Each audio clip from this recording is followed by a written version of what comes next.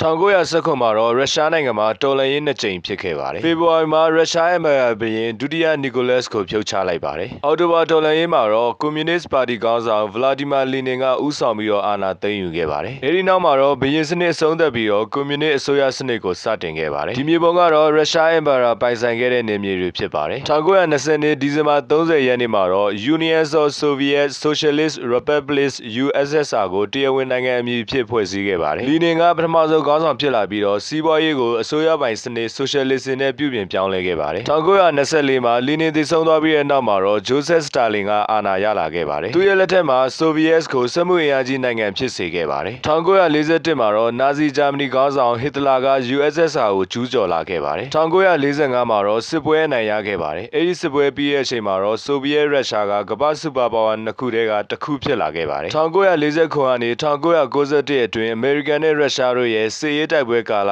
ခိုးဝါလို့လူသိများကြပါတယ်။အဲဒီအချိန်ကာလအတွင်းမှာအာကာသပြိုင်ပွဲနျူကလ িয়ার လက်နက်ကိုရီးယားစစ်ပွဲဗီယက်နမ်စစ်ပွဲတွေမှာသူ့ဘက်ကိုယ်ဘက်အနိုင်ပြိုင်ခဲ့ကြပါတယ်။အင်အားကြီးတဲ့နိုင်ငံဖြစ်တာကြောင့်ထိပ်တိုက်စစ်ပွဲတွေတော့မလုပ်ခဲ့ကြပါဘူး။ဆိုဗီယက်ရုရှားအားနည်းလာရခြင်းက1985ခုနှစ်မှာမီခိုင်ဂဗာရှောအာဏာရလာခြင်းနဲ့စတင်ပါတယ်။သူဟာနိုင်ငံကိုပြုပြင်ပြောင်းလဲမှုနှစ်ခုနဲ့စတင်ခဲ့ပါတယ်။ပထမကတော့စီးပွားရေးဖြစ်ပြီးတော့ဒုတိယကတော့သတင်းလွတ်လပ်မှုဖြစ်ပါတယ်။ဒီလိုလုပ်ခဲ့ခြင်းကနိုင်ငံအတွင်းမှာမတည်ငြိမ်မှုတွေပိုများလာစေခဲ့ပါတယ်။သတင်းမီဒီယာတွေရဲ့အတွေးအမြင်ပေါင်းစုံရေးသားမှုအောက်မှာနိုင်ငံရေးမငြိမ်သက်မှုတွေဖြစ်လာသလိုစီးပွားရေးကလည်းကျဆင်းလာခဲ့ပါတယ်။ပြည်သူတွေကလည်းဘေးသတင်းကအမှန်မသိတော့ဘဲနဲ့နောက်ဆုံးအစိုးရကိုပဲလက်ညှိုးထိုးအပြစ်တင်ခဲ့ကြပါတယ်။ဂိုဗာရှော့ကလည်းအမေရိကန်နဲ့အထူးဆက်ဆံရေးကောင်းအောင်ကြိုးစားခဲ့သလိုနျူကလ িয়ার လက်နက်ရှော့ချရေးသဘောတူစာချုပ်တွေပါချုပ်ဆိုခဲ့ပါသေးတယ်။ဒါကြောင့်1990ခုနှစ်မှာနိုဘယ်ဆုပါရရှိခဲ့ပါသေးတယ်။အမေရိကန်ဖက်ရင်းနဲ့ဂိုဗာရှော့အာဏာရလာခဲ့တဲ့အကျိုးဆက်ကရုရှားနိုင်ငံကိုပေးဆက်မှုတွေကြီးမားစေခဲ့ပါတယ်။1991မှာစီးပွားရေးမတည်ငြိမ်မှုနိုင်ငံရေးမတည်ငြိမ်မှုတွေဖြစ်ပြီးတော့ဆိုဗီယက်ရုရှားနိုင်ငံကလည်းပြိုကွဲသွားခဲ့ပါတယ်။14နိုင်ငံခွဲထွက်သွားခဲ့ပြီးတော့ယနေ့ခေတ်ပင်မရုရှားတနိုင်ငံနဲ့သာကျန်ခဲ့ပါတယ်။နိုဘယ်ဆုရှင်ဂိုဗာရှော့ကိုအနောက်နိုင်ငံတွေကတော့ငြိမ်းချမ်းရေးခေါင်းဆောင်လို့မြင်ကြပါတယ်။ရုရှားနိုင်ငံသားတွေကတော့သူ့ကိုအမေရိကန်တရှို့နိုင်ငံကိုဖျက်ဆီးခဲ့တဲ့သူလို့ဆွဆွဲပြီးတော့မုန်းတီးကြပါတယ်။ဆိုဗီယက်ပြည်ထောင်စုပြိုကွဲခြင်းကအမေရိကန်နဲ့ဥရောပနိုင်ငံကြီးတွေရဲ့လက်ချက်လို့ရုရှားနိုင်ငံကယနေ့ချိန်ထိယူဆထားတာဖြစ်ပါတယ်။ဒါကြောင့်လည်းရုရှားနိုင်ငံကယနေ့ခေတ်မှာသူတို့အားလုံးနဲ့အကန့်တွေလုံးနေတာလည်းဖြစ်နိုင်ပါတယ်။လက်ရှိမှာဖြစ်ပွားနေတဲ့ယူကရိန်းရုရှားစစ်ပွဲကလည်းဆိုဗီယက်ပြည်ထောင်စုကိုပြန်လည်အသက်သွင်းနေတာလည်းဖြစ်နိုင်ပါတယ်။ဒါပေမဲ့နိုင်ငံတစ်ခုဟာပြိုကွဲဖို့သာလွယ်ကူပြီးတော့ပြန်လည်စုစည်းဖို့ကတော့ခက်ပါတယ်။စစ်တိုက်ပြီးတော့သိမ်းယူရင်တစ်ဖက်နဲ့တစ်ဖက်အနာစာတွေဖြစ်လာနိုင်တာမို့ပိုပြီးတော့တောင်ဆိုးပါတယ်။ဘယ်လိုပဲဖြစ်ပါစေအရာအလုံးကပြီးဆုံးသွားခဲ့ပါပြီ။ယနေ့ခေတ်မှာရုရှားအင်ပါယာဆိုဗီယက်ပြည်ထောင်စုပြန်လည်တည်ထောင်ဖို့ကလည်းမလွယ်ကူတော့ပါဘူး။ဒါတွေအားလုံးကတော့ကျွန်တော်လေ့လာမိသလောက်ဆိုဗီယက်ပြည်ထောင်စုပေါ်ပေါက်လာပုံနဲ့ပြိုကွဲသွားပုံအကြောင်းပဲဖြစ်ပါတယ်။အားလုံးပဲဘုသူသားရသွားလိမ့်မယ်လို့မျှော်လင့်ပါတယ်ဗျ။အစိုးရနားထောင်ခဲ့ကြတဲ့သူတွေအားလုံးရဲ့အမြင်ကိုလည်း comment မှာဝင်ရောက်ဆွေးနွေးပေးသွားလို့ရပါတယ်ဗျ။